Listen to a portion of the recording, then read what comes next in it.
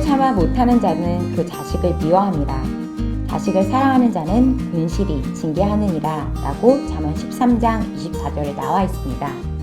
여러분은 여러분의 자녀를 사랑하십니까? 그렇다면 부지런히 훈계하십시오.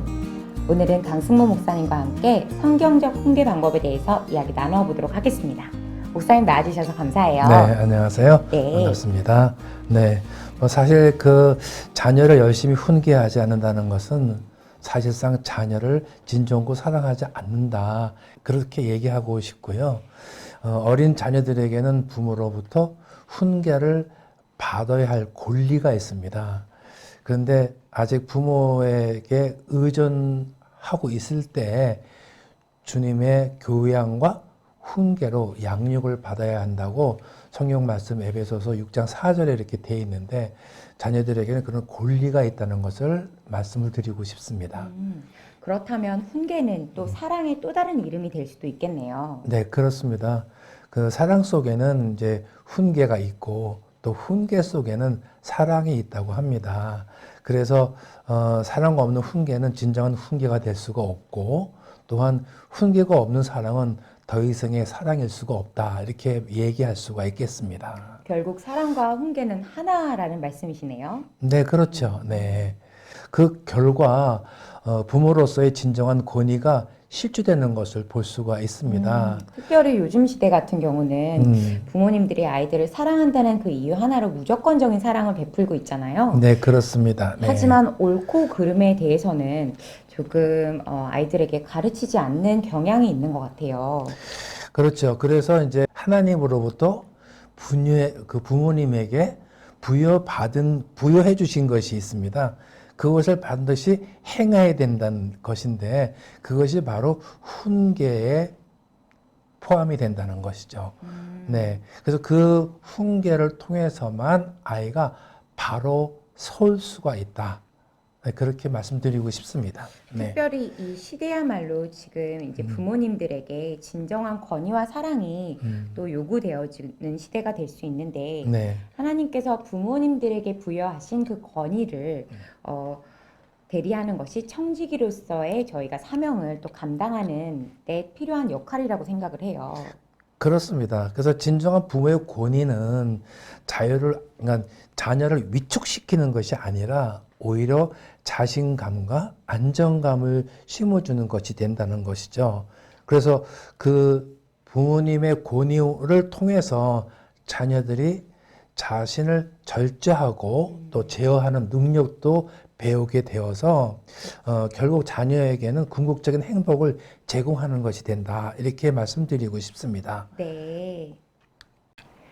우리 자녀들에게는 선으로 향하는 발걸음보다 악으로 치닫는 죄성과 소원이 강하게 숨어 있다는 것이 성경적인 원리인데요. 네.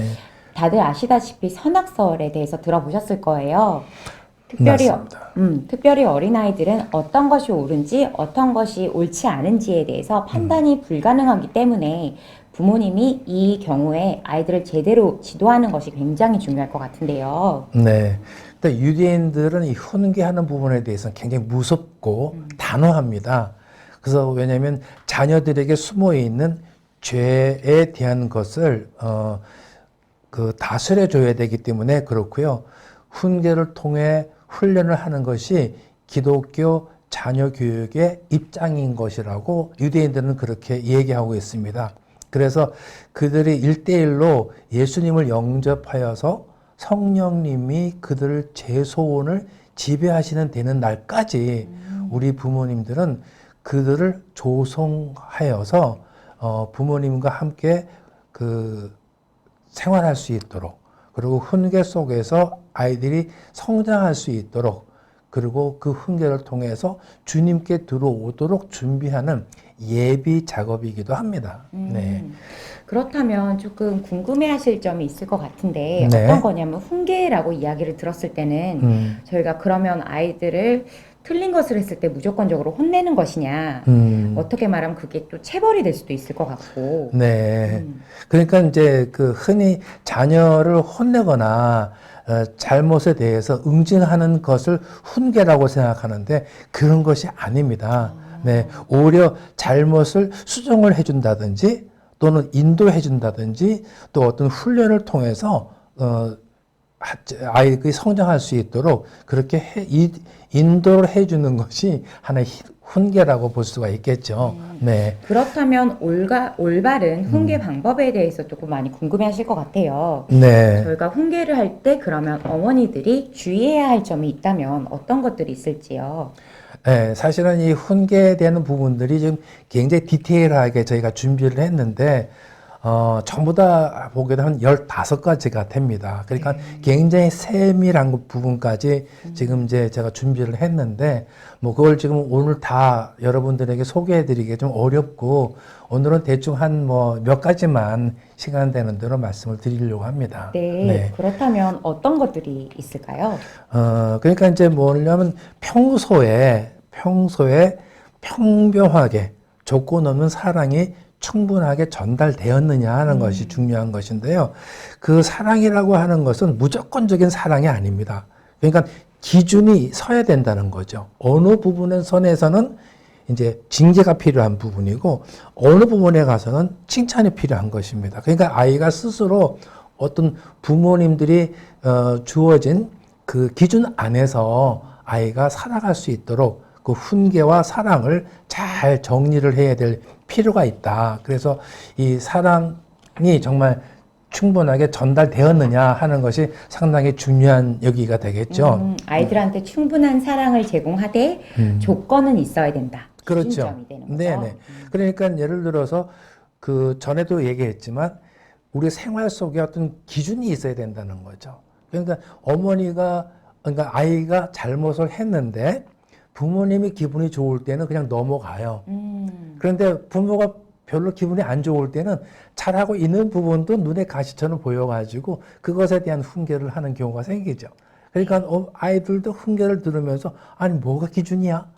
이렇게 느낄 때가 많을 거예요. 그렇죠. 네, 그래서 그런 기준을 두고서 그 범위 내에서 사랑과 훈계를 활용을 해야 된다. 이런 부분이 되는 것이고요. 쉽지만 어렵네요. 그렇습니다. 근데 그것은 어떻게 보면 부모님들도 살아갈 때 기준이 있지 않다면 우왕좌왕하는 것은 부모님도 마찬가지라고 생각을 합니다. 네. 네. 그리고 두 번째는 뭐냐면 부부가 같은 뜻을 갖고 있느냐 하는 거죠. 자녀에 대한 뜻이. 그러니까 뭐 아이들 보는 앞에서 부모가 의견 충돌이 생겨가지고 이거다 저거다 막 하게 되면 아이들한테는 혼돈이 오는 거예요. 네, 그러니까 부모님 두 분이 그 뜻이 하나가 되어서 자녀를 이끌어갈 수 있도록 그렇게 돼야 된다.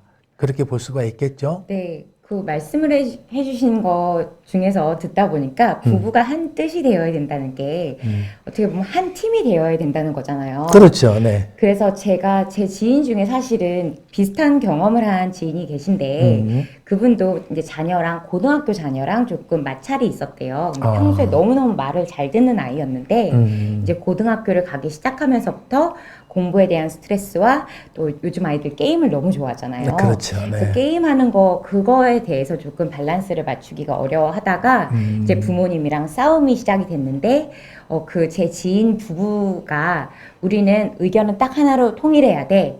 내가 이런 이야기를 할 때 당신은 옆에서 나는 얘 생각에 또 동의해 라고 하면 안 되고 나는 전적으로 너의 엄마 말을 믿어 라고 해서 아이가 혼란을 겪지 않는 거를 중요한 오히려 거죠.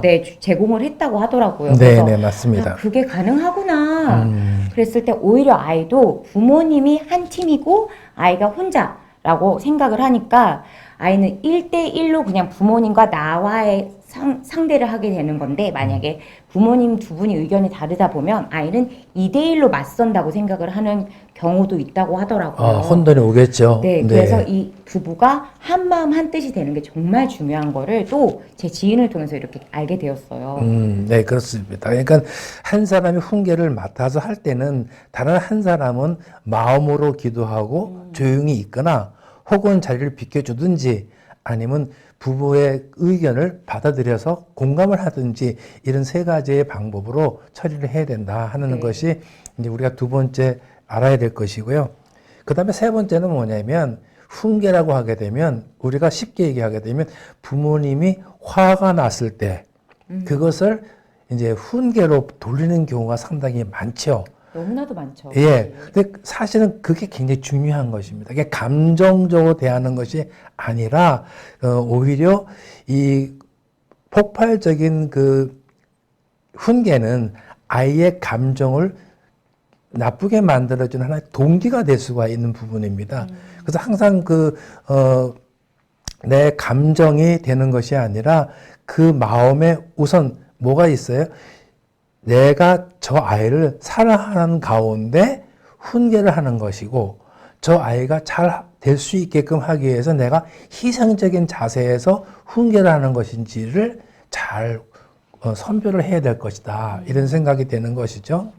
정말 감정이란 게 말씀해 주신 것처럼 저희가 한번 안 좋은 감정, 부정적인 생각들이 가득 차게 되면 그게 너무나도 빨리 가속도가 붙는 것을 맞아요. 실제로도 네. 경험을 했어요. 네네. 그러다 보니까 어떻게 보면 자녀에게 정말 감정 쓰레기통처럼 요즘 흔히 말하는 그렇게 호소를 할 수 있는데 절대 그렇게 하시면 안 된다는 거죠. 네, 맞습니다. 그러니까는 아이들이 감정을 키울 수 있는 그런 훈계는 의미가 없고 오히려 해가 된다는 것을 말씀을 드리고 싶고요.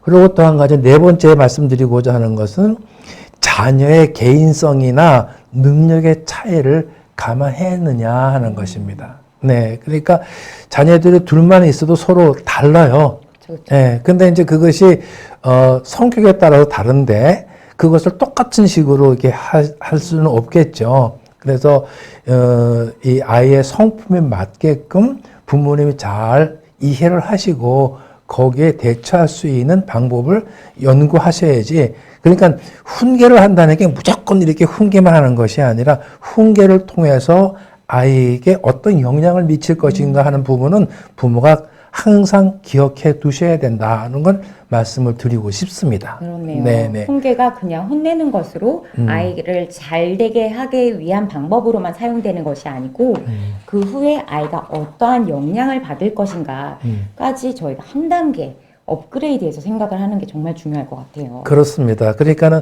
내성적인 아이한테 훈계하는 방법과 외성적인 아이한테 훈계하는 방법은 또 다를 수가 있잖아요. 그런데 부모님은 그냥 나의 감정이 이제 먼저 있다가 보니까 거기에 차별 없이 그냥 아이한테 훈계를 하다 보면 아이가 상처를 받는 경우가 많다. 이렇게 말씀을 드리고 싶습니다. 네. 오케이.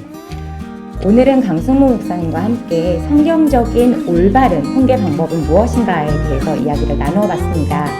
다음 이 시간에도 훈계 방법이 굉장히 많다고 하셨는데 더 그런 좋은 예들을 가지고서 저희가 더 좋은 부모님이 되기, 더 좋은 훈계하는 자가 되기에 대해서 한번 배워보도록 하겠습니다. 네. 시청해주신 여러분 감사합니다.